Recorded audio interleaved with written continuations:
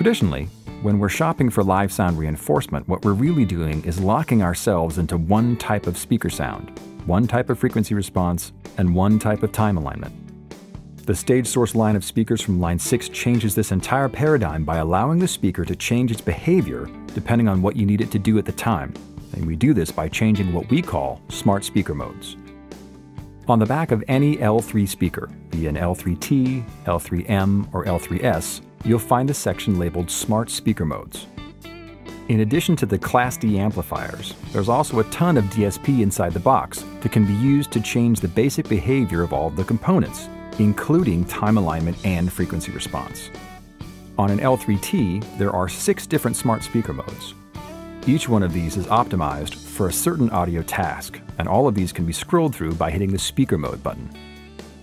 The default behavior is Reference PA mode, which is the first selection.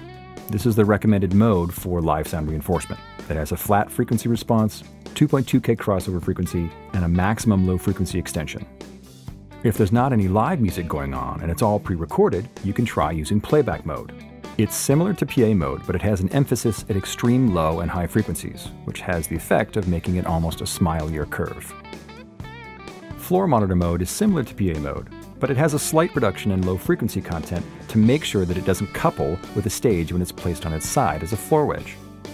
On boot up, the L3T and L3M will scan their onboard accelerometers to figure out whether the speaker is oriented horizontally or vertically.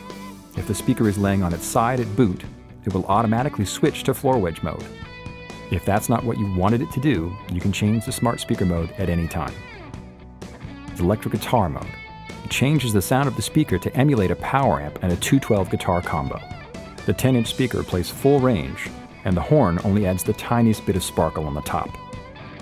In addition, the speaker also performs what we call a virtual tiltback, which, through DSP time alignment, acts like it's aiming the audio up at the performer, much like a tilted back guitar combo would be.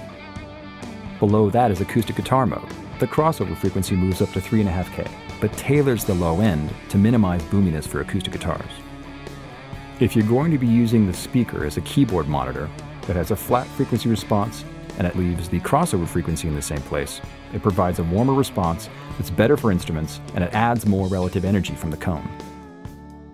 In an example of more smart speaker behavior, if you were to connect an L3T to an L3S subwoofer over L6 link, the crossover points would automatically reconfigure between the two speakers to make sure that they were both running as efficiently as possible. So this changes the paradigm of live sound reinforcement, because you don't have to choose one sound that the speaker is capable of. It has the ability to change itself depending on what you need at the time, even if you only need it to perform that task for one evening. For the musician who does his own live sound, the world of live sound will never be the same.